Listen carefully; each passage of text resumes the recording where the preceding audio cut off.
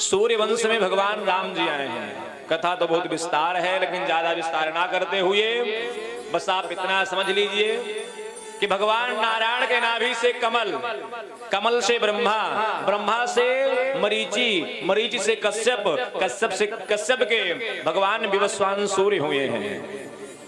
विवस्वान सूर्य के श्राद्ध देव मनु, श्राद्ध देव मनु के क्ष्वाकु, क्ष्वाकु के विकुक्षी, विकुक्षी के पुरंजय, पुरंजय के अनेना, अनेना के पृथु, और पृथु के महाराज विश्वरंध्री हुए हैं।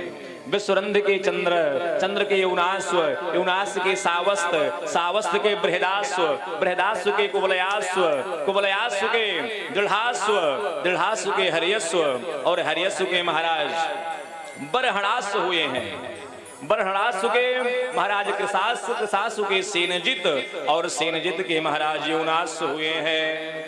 ये वही यौनास्व हैं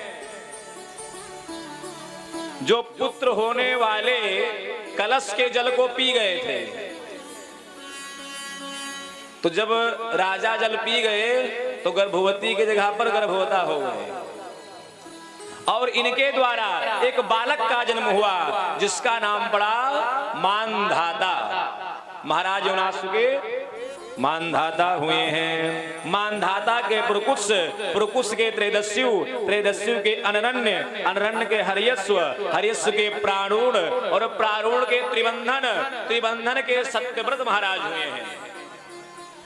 और सत्यव्रत के ही महाराज सत्यवादी चक्रवर्ती सम्राट श्री हरिश्चंद्र हुए हैं। बोलिए हरिश्चंद्र जी महाराज की जय हो।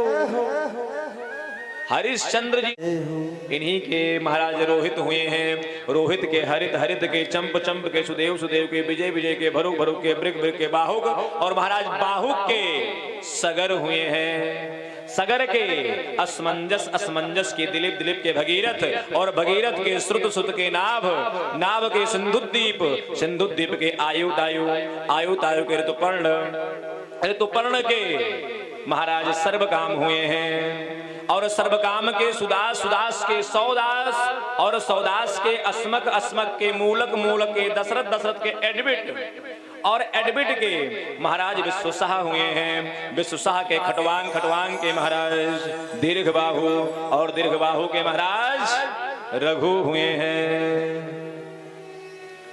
और रघु के अज, अज के महाराज चक्रवर्ती सम्राट दशरथ जी का प्रादुर्भाव हुआ है। बोले दशरथ जी महाराज की जय हो। भागवत के हिसाब से 59वें पीढ़ी में आए हैं, और वाल्मीकि रामायण के हिसाब से 39वें। तो इसमें शंका नहीं करना चाहिए, कल्प कल्पांतर का भेद हो सकता है। दशरथ जी के कोई संतानें नहीं है।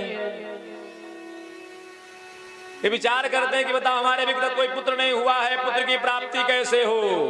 गुरुदेव के शरण में गए हैं, और गुरुदेव के शरण में जब गए तब गुरुदेव ने कहा धर हुसी धीर हुई हैं सुतचारी त्रिभुवन विदित भगत भयहारी। तुम्हारे एक नहीं 4 पुत्र होगा। और महाराज कालांतर में समय बीता, महाराज दशरथ जी ने पुत्रेष्टि यज्ञ किया है, और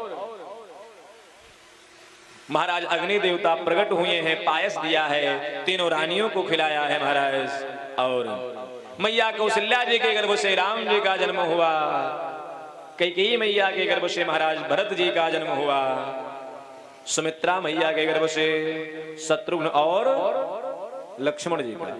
हम गलत तो नहीं बोल दिए? बोलिए भक्त वत्सल भगवान की जय हो। राम जी की कथा हमें जीना सिखाती है। राम की कथा हमें जीना सिखाती है। एक आदर्श पुत्र कैसा होता है, राम जी को देख लो। एक आदर्श पति कैसा होता है, राम जी को देख लो। श्री जानकी जी के लिए रावण को मार दिया। एक आदर्श भाई कैसा